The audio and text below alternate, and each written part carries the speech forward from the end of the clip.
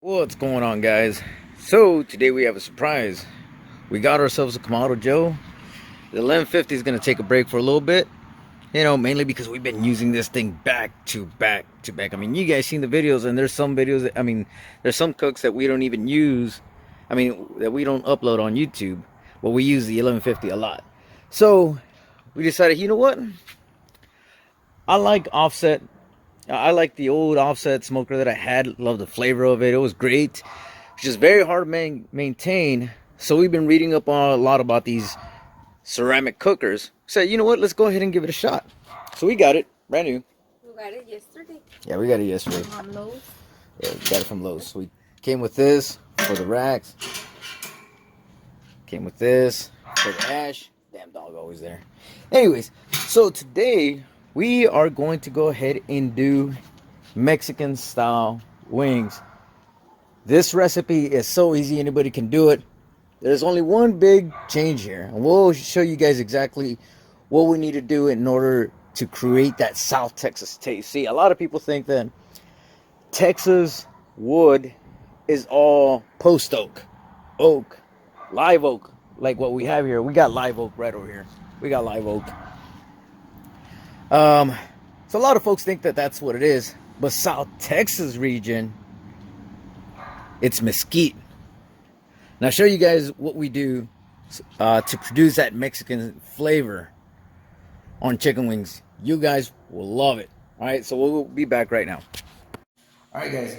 So we got some wings here, de-thawed, everything. Now, us Hispanics, we keep everything real nice and simple when it comes to seasonings. This is one of the most commonly used seasonings that we use for chicken wings. That's it. We don't use anything else. Very, very, very common. So let's go ahead and dive into it. Now, we don't add a whole lot. We just sprinkle a little bit. You guys see right now. We'll just sprinkle some of it in there.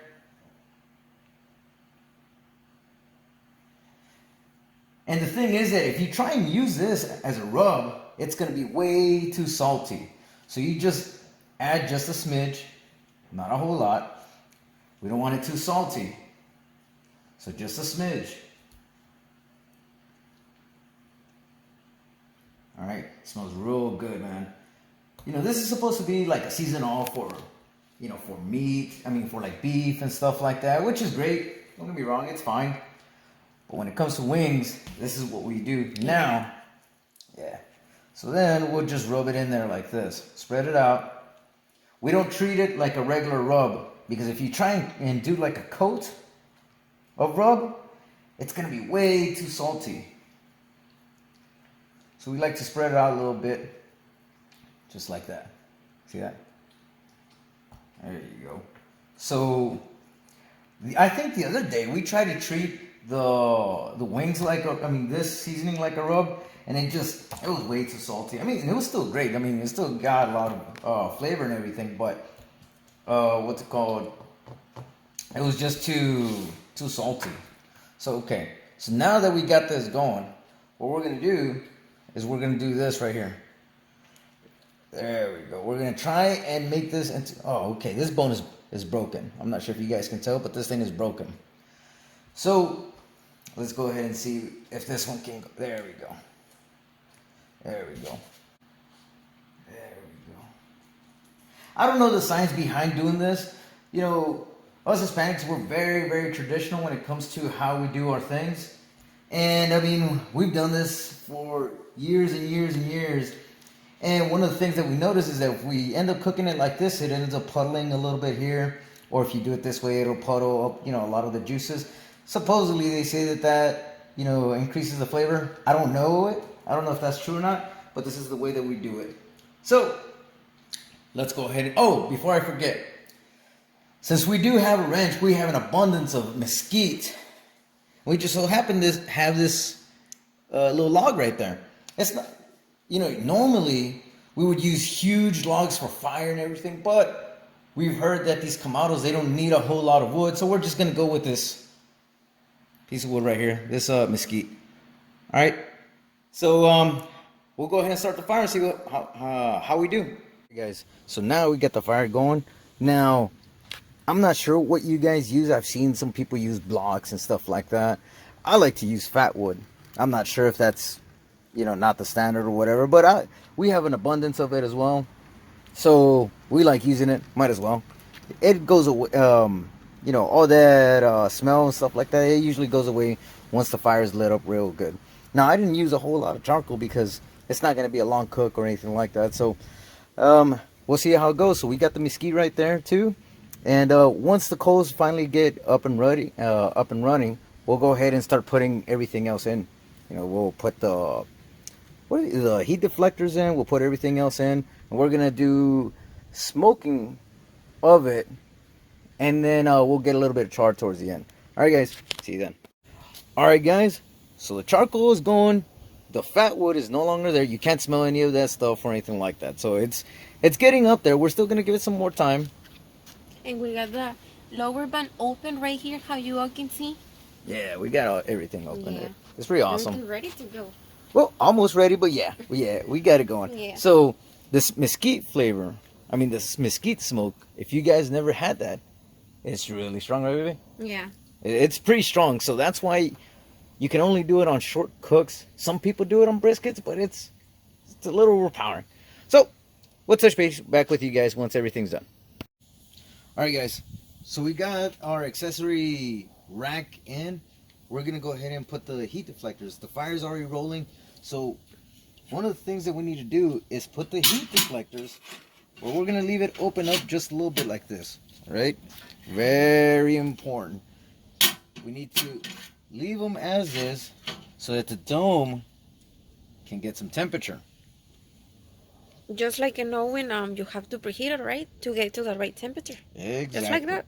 Yep, just like that. So come over here so you can look at the thermometer. Let's see here. Let's see if it starts rising. Okay, so we got it rising. So we're gonna shoot for about 300, and then we are going to cap this off, and we're gonna start regulating the temperature. I've never done this before. I've never had a Kamado grill before, so we might overshoot it too much, or I don't know. We'll figure it out, right, babe? Let's see how it goes. Alrighty. We're just about to get to 300, so let's go ahead and shut this off, and we're gonna keep it like this. All right. Now come down here. We're gonna do the 2-finger method. Boom, and leave it right there. All right, guys. So this is how we have it up here. You see this? Look at the top port. There you go. So we just have it slightly open.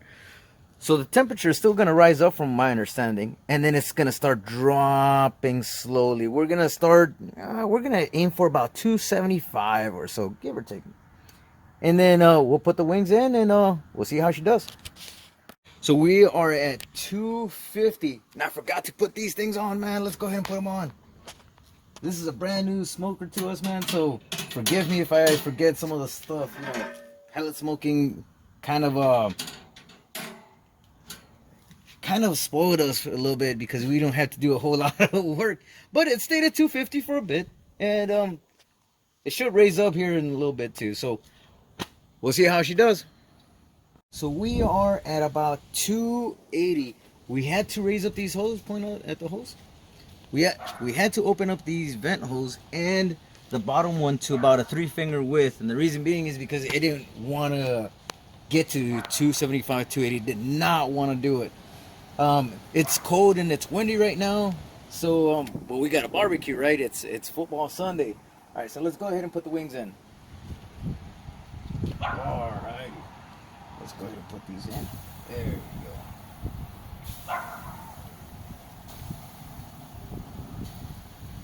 And we'll put some space in between them so that they can all get some good smoke.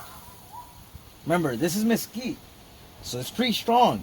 So if you guys aren't if you guys aren't fan of, very, that mesquite smoke, if you guys aren't fan of it, you guys might want to bump up the temperature to about 350, 400 or so.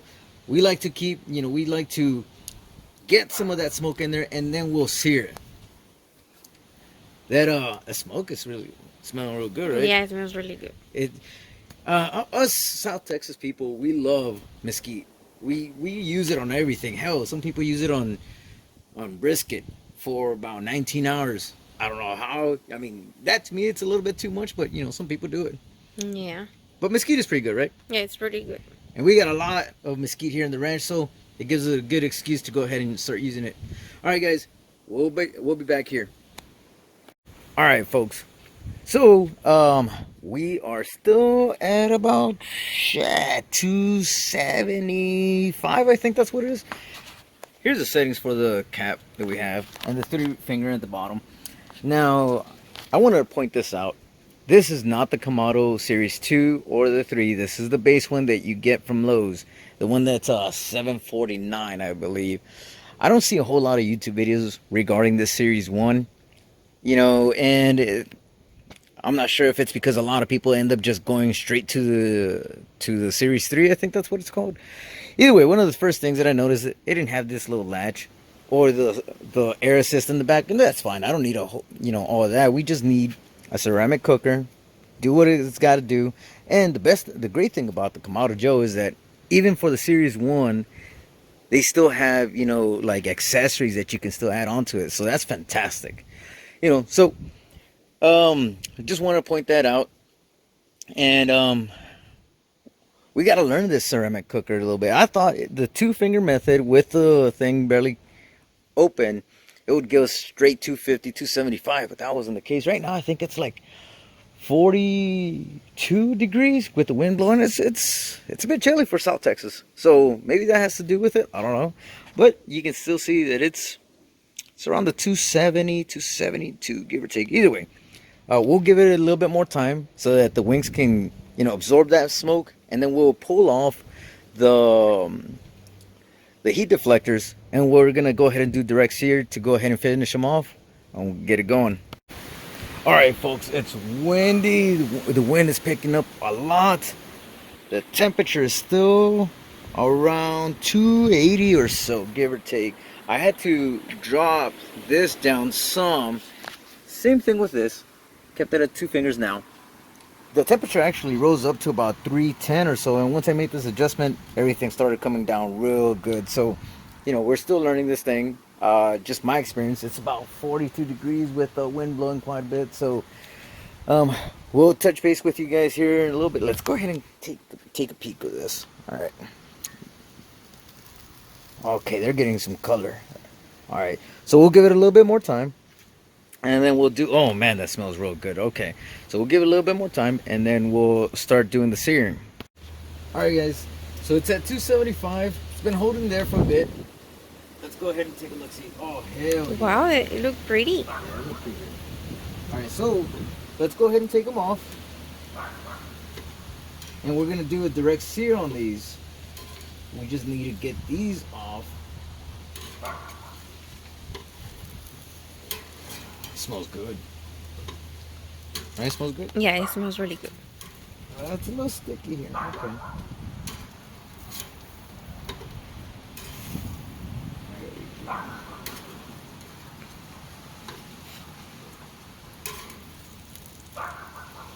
Alright, so we'll let it get up to temp.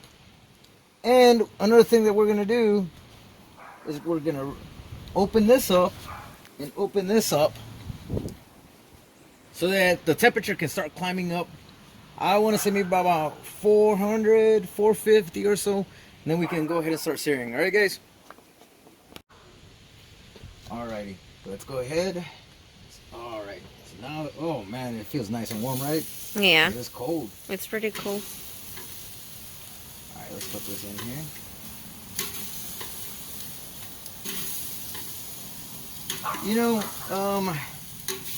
I kind of like it because with the pit balls, the pellet smoker, you lose a lot of temperature real quick, but this thing regains it real quick, so kind of like it. Alright, so we'll leave it there for a little bit, and then we'll flip it around. Next time you guys catch us, because it's pretty cold right now, it's going to be inside. We're going to go ahead and see what it tastes like. Alright, guys? Later. Alright, guys. Hey, so we finished eating. We accompanied everything with some rice, some sausage, and all that good stuff. Turned out fantastic. The skin is nice and crispy. You could tell that I'm actually surprised that one piece of mesquite gave that so much flavor. That was really interesting because I'm so used to that, you would add logs after logs to get, that consistent flavor, but just that one little log, that was interesting. So one of the things that I wanted to point out is that we're still learning the Kamado on how to adjust the vents, how much charcoal versus the vents being open, weather and stuff like that. But so far it's been great. It's been, I think we'll like it. I think we'll enjoy it with more time as we go along. I did wish that the folding tables that it has on the sides, they were a bit longer, but it is what it is. It's fine. I think next time we are going to do a comparison of the Pit Boss 1150 with pork spare ribs with the Kamado Joe, and we got some live oak that we can go ahead and try on the Kamado. So thanks again for watching, guys. Be sure to like and subscribe. We'll post more about the Kamado Joe and the 1150. And so far, I mean, this was a short cook, but so far, I mean, it's been good. We just wanted to test it out and everything. All right, guys. Later.